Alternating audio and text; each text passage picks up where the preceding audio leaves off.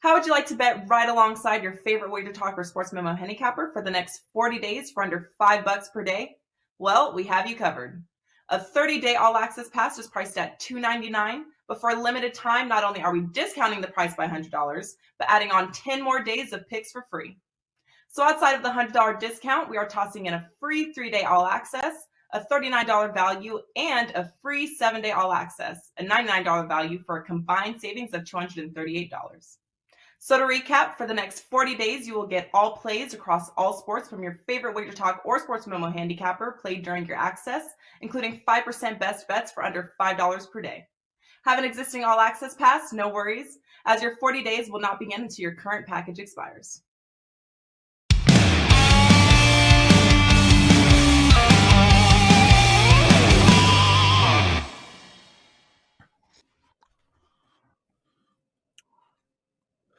Yeah, baby. Anyone know the reference? Teddy covers Lawrence Presman. WagerTalk Today. Teddy, awesome show. Rob Veno joining us right off the top. He's going to look at Miami and Philadelphia, tonight's NBA game, and tomorrow's game between Boston and Milwaukee. We got Sig, our resident horse expert, coming on with some Kentucky Derby picks, and Andy Lang, of course, at the end of the show. He's got a bunch of NBA prop bets. Teddy, yesterday we had a ton of people make comments. A lot of people called us the D word. It was fun reading it all. But one of our listeners commented in the section yesterday saying, can you guys just get to the games? Enough with the small talk. Just get to the game. So as you can see, Teddy is going, yes, just get to the games.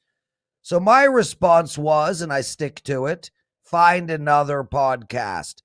This is a show that informs and entertains. I'm the entertainer. You're the informer. Inform, my brother. What did you learn last night in the wonderful world of sports betting? We learned last night there's always a new way to lose, my friend.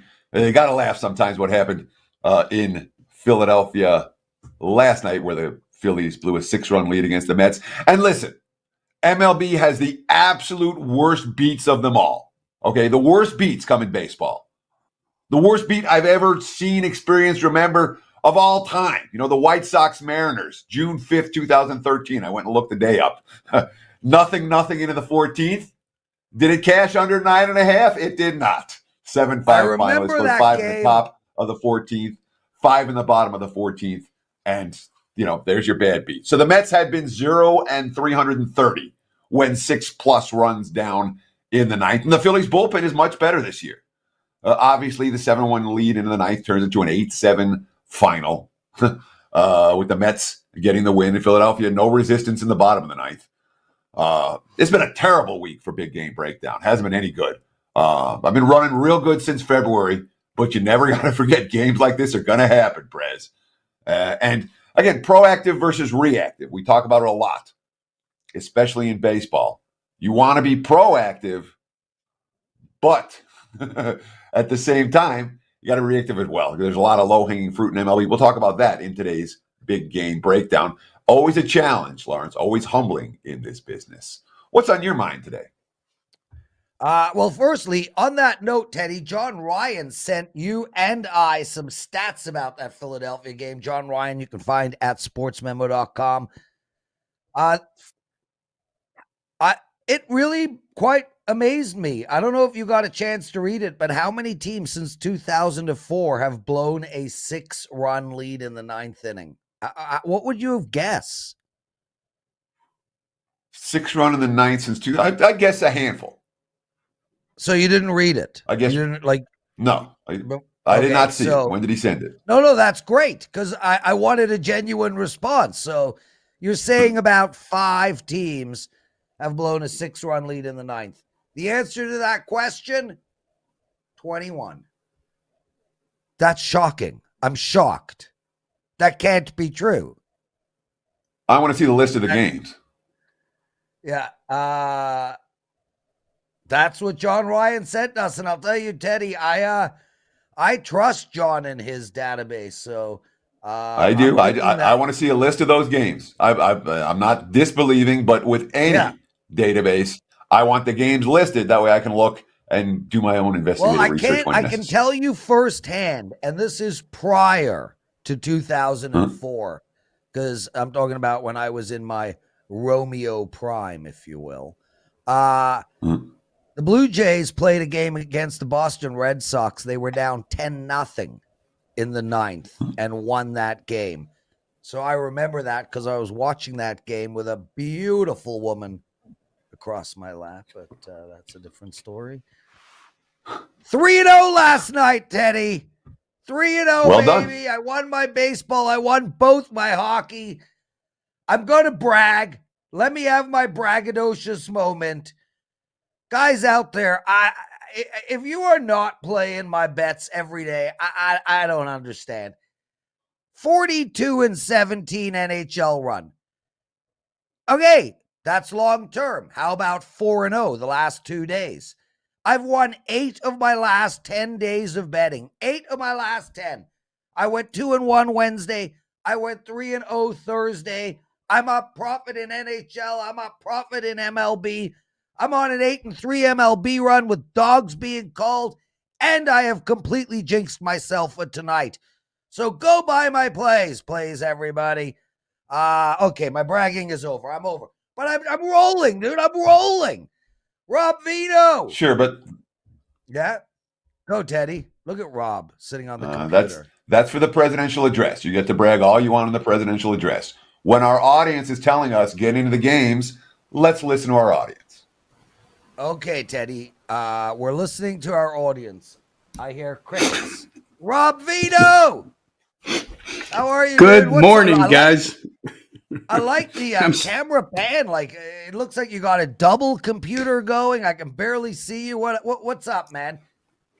There's a lot of stuff going on in this office. Prez, good to see you. Last week it was Steve Merrill filling in. So glad you're back. And you know what? John Ryan's about to get the TC from TC, the cross-examination from Teddy Covers on those numbers. You know what? When you said it, Prez, I wouldn't have guessed it. But there's been so many bad bullpens and blown leads that maybe that is true, but I wouldn't have guessed 21. Yeah, and now that we're thinking about it, like 21, we're talking about since 2004, so it's a little over 1 per year. It's like what, 1.2 or 1.3 per year, and that makes sense. You know, it's not like I don't believe the numbers at all. Yeah, once, twice a year, it leads like this happen, and beats like this happen, and that's what happened to everyone that laid a price with Philadelphia yesterday. Teddy, before we get into Rob's games, I just want to cover this. Chris Lawrence, one of our listeners, he wants to know, remember we're talking about that $10 rollover idea where I'd pick a game on Monday and then we'd roll it all 5 days? Let's do it together, dude. Me and you come up with a game every day, one game, and everyone will roll it over for the 5 times that week. So think about that. Chris, we're going to get this going. If Teddy doesn't want to join me, I'll do it myself, but I promise we'll get it going. Robert, we're talking NBA tonight. Miami playing Philadelphia.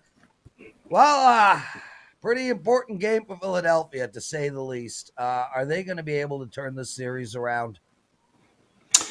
Yeah, that's the question. You're down 2-0. You're back at home. You're cornered into a must-win situation. And I think you could go a lot of ways with this game, Prez, and I don't know that I could argue anybody going whichever way they want to go. But I think the safest route to go in this game, the way I played, was Miami team total over 106.5. Inside the playoffs so far, they played 7 games.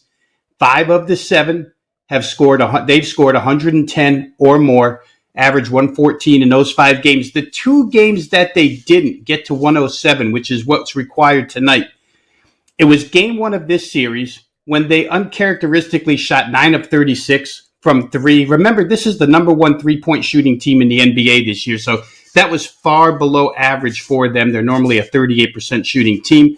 And the other game was the clincher against the Hawks, where they didn't have Jimmy Butler, only got to 97. Jimmy Butler's proven to be a real important figure on both ends of the floor for the Heat inside these playoffs so far. 8 quarters played in this series. Miami scored 26 or more points in 7 of those 8 quarters. I just mentioned how good they are at shooting threes, but they're capitalizing a lot. I saw a number this morning on pick and roll. They're taking the Sixers centers, DeAndre Jordan and Paul Reed, and in particular using Butler and Hero, putting those guys in pick and roll. And they've scored 56 points on 35 tries, which is over 1.5 points per possession, which is huge in NBA as far as scoring is concerned. I think another way to play why I play this over, another reason, is because Philadelphia's best 5 on the floor is when they go small with Tobias Harris at center. And it just increases pace. It creates more opportunities, which you're always looking for when you want to play something over. Miami's been immune to road games this year, guys. It's not like they're a real good home offense and a lousy road offense. 110.7 at home, 109.3 on the road. It's virtually the same. I think over 106.5, whether Joel plays or not, because I'm pretty sure the follow-up's coming with Embiid. I think 106.5 getting over is the right way to go for Miami. You're killing me, Smalls. That's exactly where I'm going with the follow. You can't in your last sentence dismiss my follow-up question, and then I got nothing to ask you. So we've seen news on Embiid this morning, where yesterday he was downgraded, and today he's been upgraded to probable. We've seen a whole bunch of money come for Philadelphia. The -3s for Miami are now -1s, -1.5. Still a couple of -2s out there, but I don't know how long they're going to hold. But the total hasn't done much, which tells us that the markets aren't looking at Embiid as a difference maker total-wise right now, or at least the possibility of him playing. If he plays, do you think Miami still gets up and over this total without any problems, or is the Embiid and potential appearance an X factor here that bettors need to consider? Yeah, I think they still get there, Teddy, and it's the beauty of doing these shows like we do during the day, because as we speak, the team total that I just mentioned of 106.5 has now shifted down to 105.5 upon news of Joel Embiid. So you get an even better price now. It was 22 days when he fractured the other orbital bone. That's how much he missed, how much time he missed. And here we're going to bring him back after about 7. And I know it's a desperation move. Here's my school of thought on Joel Embiid tonight. I don't know whether he's going to be more protective or reactive as to his play at the rim here tonight. And I know he's a guy who gives it his all, but he's had this injury before. He knows what it is. He's got the thumb on top of it, and Miami really plays rough defense. I don't know how many good minutes you're going to get out of him, and I think Miami's going to attack him, guys. So I still think over 105.5 now is a better number, so I'll play it that way. Miami team total over. Robert Veno, everyone, exclusive handicapper at WagerTalk.com, one of the best. Guys, real quickly, while you guys were talking, the line was moving. There was a 2.5 on board at the beginning of that segment. Now it's 1s across the board. There is still a 2 at one place, but the line is currently moving. We also have a -2 on the Milwaukee-Boston game, and the reason I'm making mention of that is Wealth Michaels came on over the last few months and did a very deep dive in whether to bet something on the money line or the point spread. In basketball, any line under 2, you are better off betting on the point spread. Ralph took apart games over the last 20 years, did a whole math equation, a whole chart, et cetera, et cetera. So if you do plan on betting Miami today, and now we have a 1.5, the line's moving. No, it's pick 'em. It's down to a pick 'em. This Philly-Miami line is moving, but if you're betting under -2, bet the money line. Robert Veno, speaking of -2, that's what Milwaukee is. Prez, you just gave contradictory info. Which is it? Because you said don't bet the money line, that -2 is better. And then you said yes, bet the money line. Any bet that is -2, you bet the money line. Simple as that. Or bet less. the money line. -1, -1.5, -2 NBA favorites. Ralph Michaels' database has shown money line beats point spread. Thank you. Let's just clear that up. Sorry for being now we so can ask Rob about the confused. second game. I'm very excitable right now. Nobody knows what this means, Rob, Milwaukee, Boston, let's go. All right, real quick here, guys. I just see a ton of value, and this is a value play number one. 80% of this handicap is value. First half over 103.5. Just can't believe the number's gotten this low with these two teams. I know what we've seen in the first two games, but in my opinion, this thing's come down way too far at 103.5. The Bucks on the season average 58.2 points per game first half. That's number 5 in the NBA. The Celtics 54.7. That's a total of 112.9. That's 113, almost 10 points better than what they're asking us for here in this series. As defensive minded as it's been the second half that has gone extremely low, not necessarily the first half. First half scoring in this series, 105 in game 2, 102 in game 1. In that game 1, remember Boston's first 7 in the rotation shoot 30.9% in the first half. Again, uncharacteristic numbers. We look for that to go towards the more towards the average, which it did in game number 2. Bucks home games this year. We're going to break it down a couple of ways here. Bucks home games in the first half, average total score of 116.5. That's number 2 in the NBA. They score 60.5 at home. The opponents get 56. Boston games, again, 109.4. And I get a lot of this is inclusive for the regular season, but it shows you the amount of offensive firepower these teams have. In the playoffs, if you want to look at tempo, of the 16 teams that have been in the playoffs, the Bucks rank number 4 in pace, the Celtics number 7. We're going to get our chances. These picket line defenses that both teams are throwing at the opposing stars, Jason Tatum and Giannis, open up a lot of three-point shooting. Boston has actually hit 40.5% of their threes.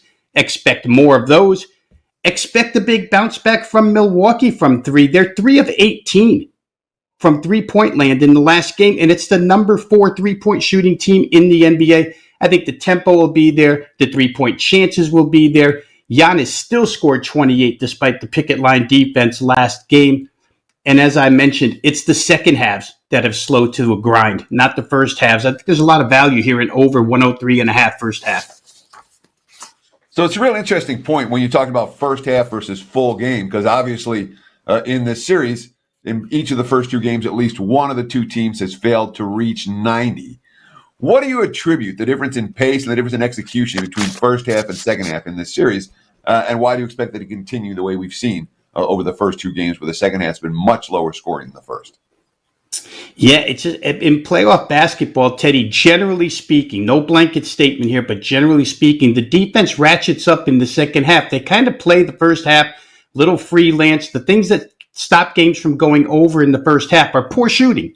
And we've seen it in both games. Poor threes from Boston in game 1, poor shooting from their 1 through 7, and then Giannis on a 2 for 12 in game 2. And in fact, their first 7 guys in their rotation in game 2 shoot 30.9. Those are uncharacteristic, but second halves, these teams come out and ratchet up defense for the most part, if they're capable of doing so, which both are. And neither one of these second halves has, I think, exceeded 90 points. So I'd look for the same thing. Fast start, slower finish. I'll take advantage of 103.5. Robert Veno. Rob, what do you got to promote? Very quickly, guys, NBA for today and tomorrow up available at WagerTalk.com on an 11-3 NBA playoff run, so It's been good lately. USFL, for those playing the football action, up and available for the weekend right now. Some really good looks now that we're into week 4. I think we've got some established numbers that we can take advantage of as far as team statistics are concerned. So once again, get all the selections at WagerTalk.com. Thank you very much, Robert. We'll see you next Friday. Teddy, quick piece of business to take care of. Puck time is on after us today. I think it's a 1 p.m. Eastern start. Puck time live. Andrew McGinnis, Carmine Bianco, and I think David Koken is joining them.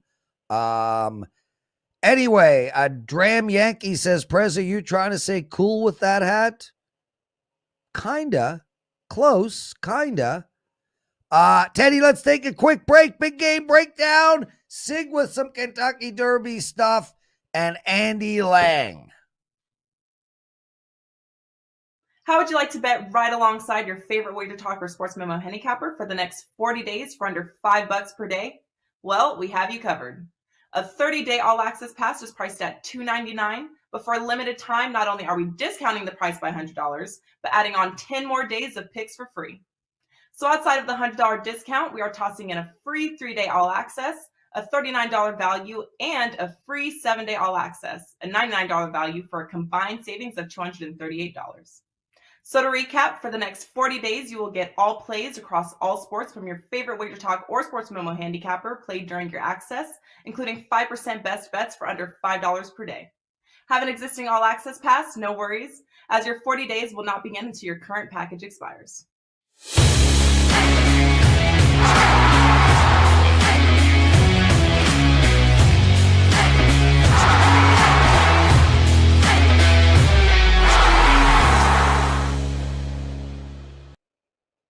It is time for today's big game breakdown. It has not been a good week for the big game breakdown. Let's see if we can give you one winner before the week is through here on Friday. And what are we going to do? We're looking for one winner when everything's gone south in the big game breakdown this week. We're looking for low-hanging fruit is what we're looking for. And that brings us to Cincinnati and Pittsburgh. Right now, looking at the WagerTalk live odds screen, I'm seeing the Pittsburgh Pirates road favorites anywhere from minus 120 to minus 130. The sharper shops have the lower price because there's value on Cincinnati today. And the square shops have a little bit higher price on the Pirates. Total here sitting at 8.5. This Reds team is 3-22, but it's worse than that because they started 2-2. So they're 1-20 in their last 21 ball games.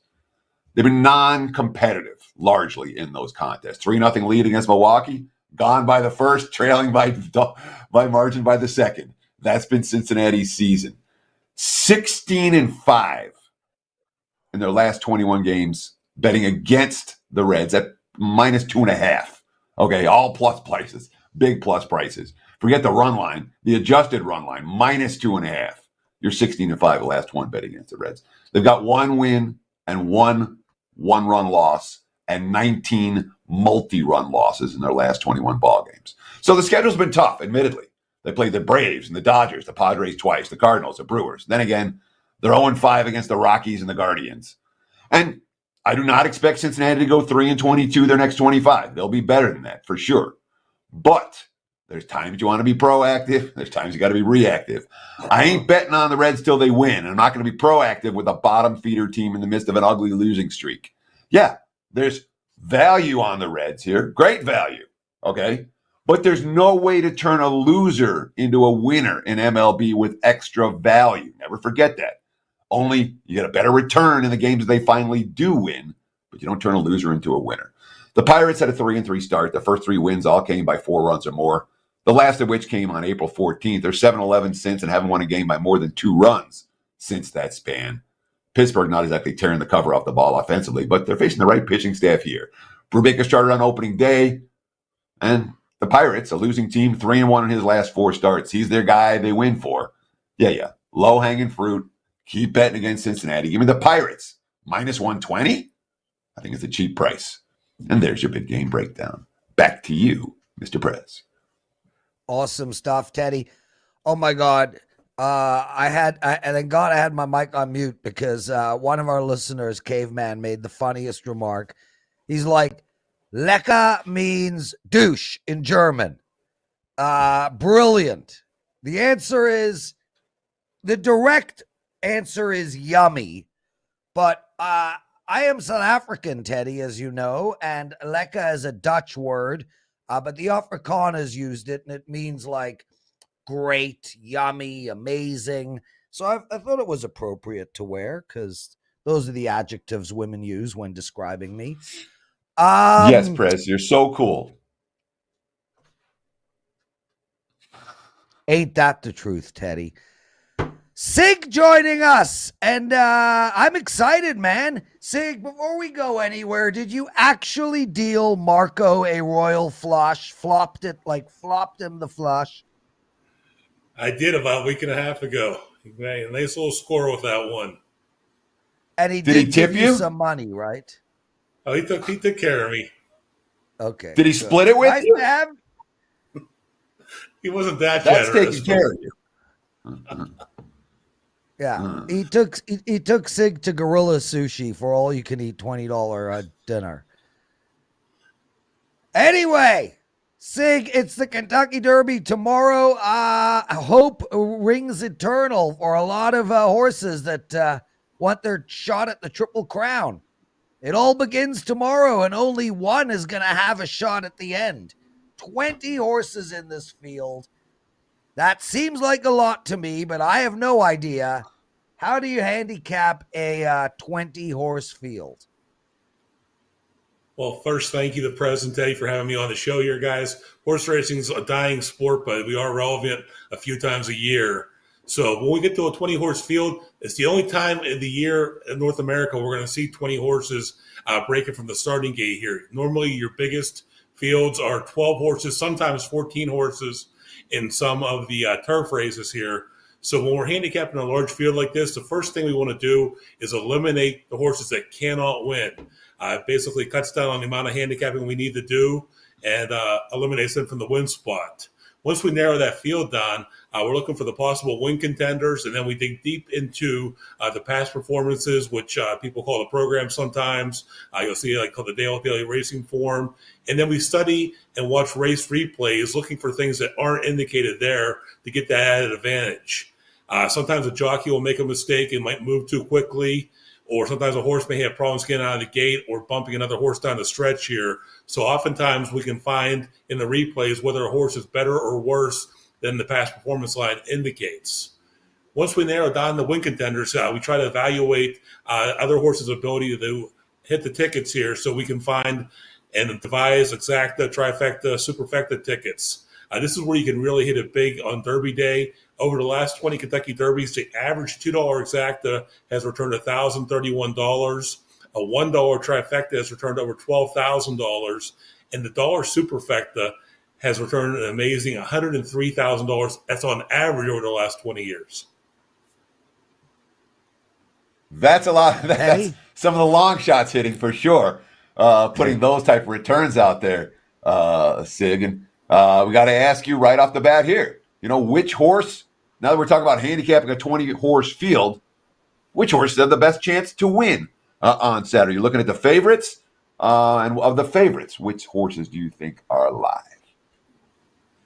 Of those favorites, Teddy, Epicenter is installed at 7-2. He's second on the morning line as the favorite. He's been the most impressive of the 3-year-olds so far on the Derby Trail this year. He changed his style up last out in the Louisiana Derby, and he showed me two things there. First, he possesses tactical speed to find an extra gear when asked. And second, he was able to take a little bit of dirt in his face without thinking an issue with it. Oftentimes, horses like Epicenter, who always raced on the lead prior to that, once they get a little dirt kicked in their face, tend to react a little differently to that. He had no problem with that. And his trainer, Steve Asmussen, he's the winningest trainer in North America in history. He has yet to win the Kentucky Derby here. Epicenter is going to be his best shot in a number of years here to do that. Another horse we're looking at is Zandon. He was installed as your morning line favorite. He's the 10 horse. He only made 4 starts in his career coming into this weekend's Derby, but he's gained some serious experience in his short career. He's already battled Epicenter and Mo Donegal and Smile Happy, among others, who he's also going to see in the starting gate on Saturday. The biggest rival so far for Zandon in his career has been Zandon himself and the starting gate. It's not been friendly to this colt. He hopped at the start of the Risen Star, and he broke last, making up ground the entire race, but he settled for third that day behind Epicenter, who controlled that race from start to finish. In last month's Bluegrass Stakes, he broke ninth in an 11-horse field and ended up eventually at the back of the 11-horse field in the back before his jockey, Flavian Pratt, navigated through traffic and pulled away from the field in the stretch run.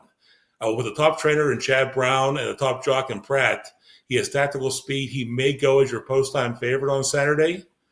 The third horse that came up on the morning line favorites is Messier. He's the 6th horse. He was put in at 8-1. He was transferred from the barn of trainer Bob Baffert to a former Baffert assistant in Tim Yachtine, as Bob Baffert's been banned from racing Kentucky for 2 years based on a positive drug test on Medina Spirit, who crossed the finish line first last year in the Kentucky Derby, but was later disqualified for a failed drug test.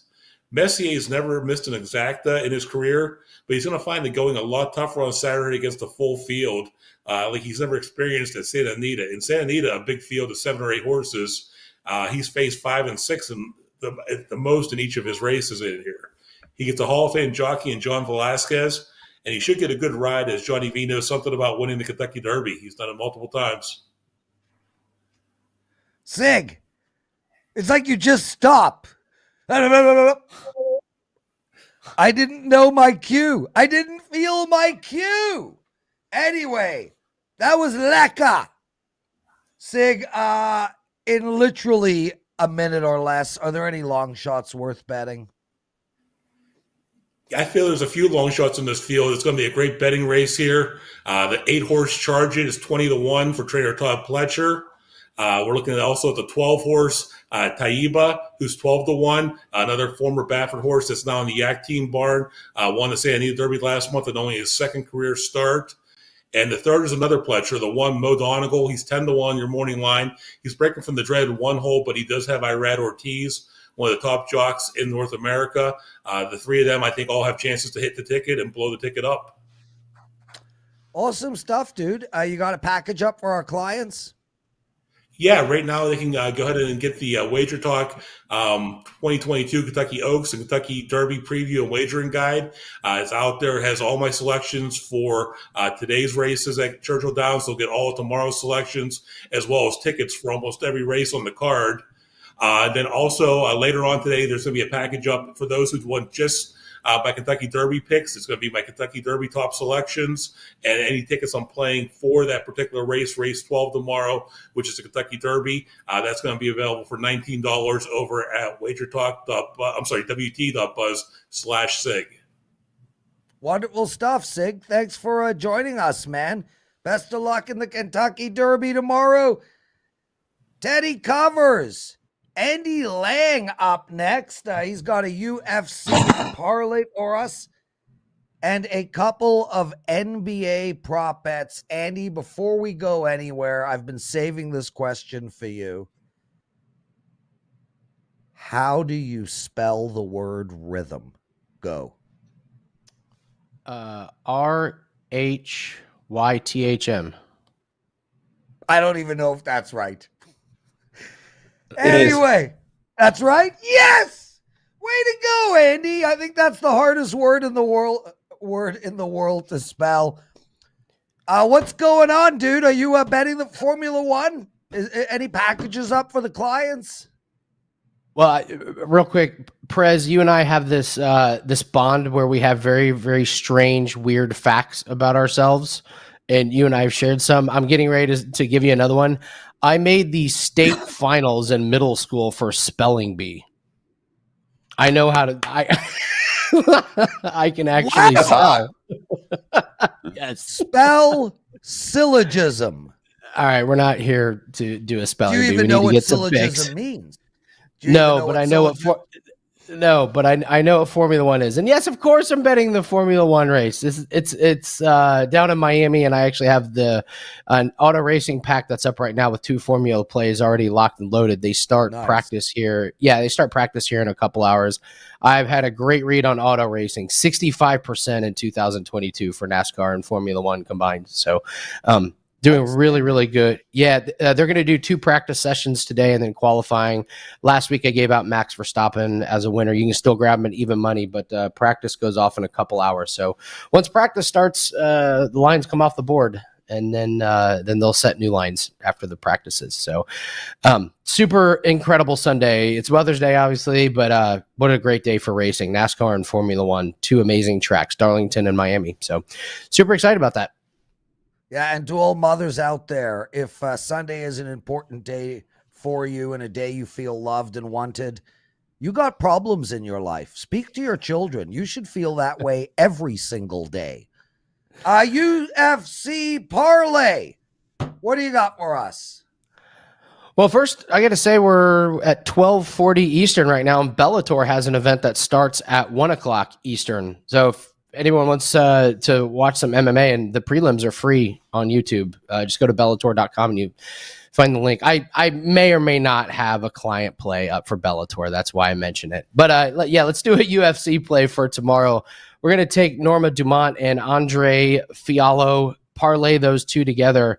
I believe I've given out 3 UFC plays this year on this show, and we've hit all of them. So Norma Dumont, she's facing Macy Chiasson. She should just be better everywhere. She's a much better striker. She's got great punches. She's got great kicks. Just a variety of them should confuse Chiasson. Higher strike percentage, and she's much better in the clinch in the wrestling. She has at least one takedown in every UFC fight. Chiasson's takedown defense is 45%. This is a mismatch. Norma Dumont should roll in this one by decision. And then I'm going to take Andre Fiallo. So Andre Fiallo kind of burst on the scene in his last fight. He knocked out Miguel Baeza. And he told UFC, I'm an active fighter. I don't want 1 or 2 fights a year. I want 6. So his last fight was just a few weeks ago, and he's fighting again. And UFC is going to get their money's worth out of this guy. If he wants 6 fights, they're going to give it to him. And they've given him a guy named Cameron Van Champ, who actually comes from a town about 20 minutes that way from me. And I've never heard of this guy. I don't know the gym he's out of. I've never heard him. And I follow this stuff. And I also have never heard of the leagues that he's fought in. He's just not ready for the UFC. This feels like the UFC giving Andre Fiallo a nice knockout or submission type of highlight reel. Andre Fiallo's last 5 wins have all been knockouts, most of them in the first round. I was listening to a podcast I trust, and they said the same thing. Van Camp should not be fighting in the UFC. He's nowhere near ready. This is a really bad matchup. So parlay Norma Dumont and Andre Fiallo, and you're getting really good odds. It's pretty close to even money, so that's a good UFC parlay for tomorrow night. Andy Lang, before we move into some NBA. Teddy, sorry, all good, brother. Hugs all around. D-Gent Woodworker, Andy. He says, Andy Lang is the most handsome of all handicappers. Fact. Marco called, and he's very upset, Andy. I mean... it's low bar. Teddy, go ahead. Go ahead, Teddy. Yeah, exactly. Very low bar. Exactly. Now, let's shift our focus from UFC to the NBA for Friday night and Saturday night. It's a couple of prop plays you want to talk about. And basically, it sounds like you're looking for more of the same, Andy. James Harden under point props, Ja Morant over PRA. Talk about the 2 NBA props you like for this weekend. Well, James Harden, you got stats and eye test to tell you to take his under. He has not gone. His point total is at 22.5 right now.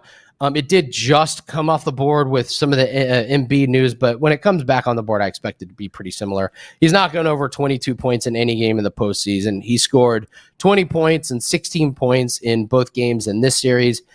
And when we talk about the eye test, he's just slower. Maxey, by far, is the better athlete. He's stronger, he's faster, he can score better than Harden right now. And Harden is not getting the free throw attempts he's had in years past. He's only averaging 7.2 attempts this postseason. Harden has played 29 games with Philadelphia, and he's never had a game where he's attempted over 20 shots. He's just not getting the free throws. He's not getting the points. And if Embiid does come back, they're going to try and get Embiid involved. But even if Embiid doesn't come back, it's just too easy for Miami to key in on Harden and disrupt them. So Maxey's coming off the big game last one. I would expect him to have a lot more shots. And it's just a trend of Harden not playing well in the playoffs. We see it over and over again. So hopefully we can cash his under. And then a guy who's not going under is Ja Morant. My gosh, they have his points, rebounds, and assists at 44.5. He's had 54 and 63 in these first 2 games. Those numbers are absolutely astounding. He's attempted 11 and 12 3-point shots the first 2 games, and he's actually done pretty well. He's well above his shooting percentage in the regular season, but he's getting open looks, and Golden State's got some real problems, Gary Payton being out. They do not have the speed to keep up with him. Klay Thompson is a step slow. Poole is just a turnstile, letting him go to the basket. So Miranda's just going to have the overall speed advantage. And now we're looking at Dylan Brooks is out, being suspended. There's some shots. Jaren Jackson seems to always be in foul trouble. There's shots that are available. And Desmond Bane is hurt. Kudos to him for trying to play through this sore back, but his shot attempts were way down last game. It is basically Ja Morant, Brandon Clark, and if Jaren Jackson can stay out of foul trouble, but it's going to be the Ja Morant show. I'm going to keep playing his over points, rebounds, and assists until it goes under, which I don't suspect. I mean, coming off a 54 and 63 PRA, and the books give us 44.5. Easy overplay for me on that one. Yeah, I love it. I'm so with you. Teddy, Andy, this is no joke. Marco is watching the show, and he texted me this.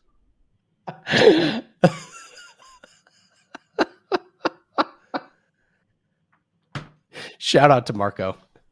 Shout out to Marco. Oh, I've been starting with Marco all week. Andy, you do everything, man. So your hockey, by the way, dude, has been freaking outstanding. Thank hockey, you. golf, UFC, bowling, darts, whatever. What do you got going? I mean, in less than 20 minutes, what do you have going this weekend for our clients? Oh, I can nail this one in less than 20 minutes. I'll take 19 minutes, 30 seconds all day and promote. No, I'm just kidding. We're promoting 7 days and 30 days because our all sports have been great. We're number one on WagerTalk since March 1st, plus 155 units since March 1st, and we're on a 20-2 NHL player prop run. And if you use the promo code Andy25, it gets you $25 off a 7-day pass. And that's good for a few days if you want auto racing, if you want the weekend in golf and NBA and NHL, as well as UFC, Bellator, and PFL. All that's available on WagerTalk.com. Should be a monster weekend. Promo code Andy25 gets $25 off the 7-day pass. And thank you guys so much for having me on. Always a pleasure. Man, Andy, I'd have you on every day. Just Teddy says no. I'm kidding. We got a huge roster at Wager Talk and Sports Memo, but outstanding work. Andy Lang, everybody. Teddy, you look like you want to say something. Go. No, I was just nodding my head when you're like, Teddy said no. Andy Lang being on every day. Andy knows we're joking, or I'm joking. We got over 100 likes. It's time for the last daily presidential address of the week.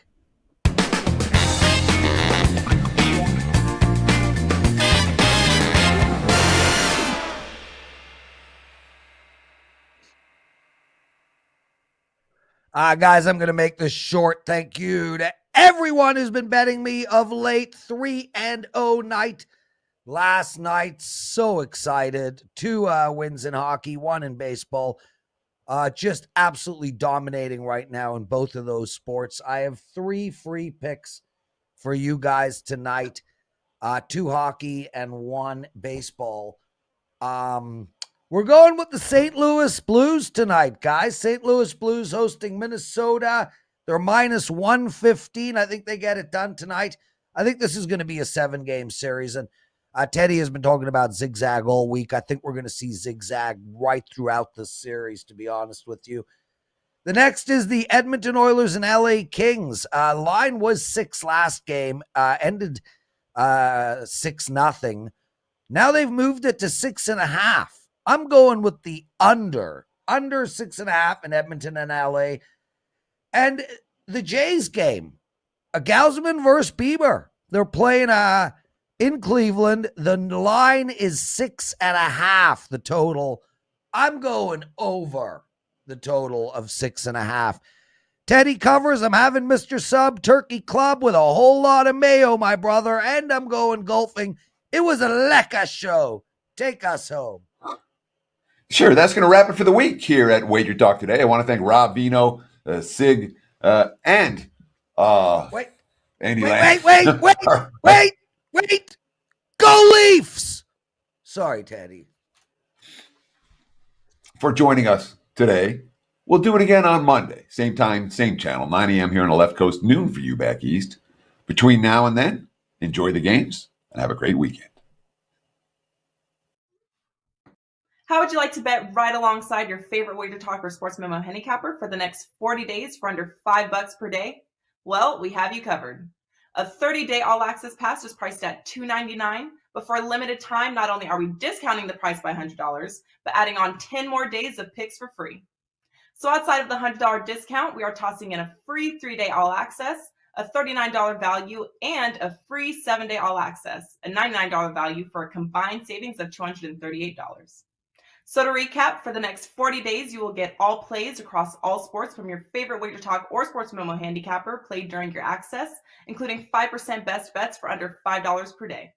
Have an existing all-access pass? No worries, as your 40 days will not begin until your current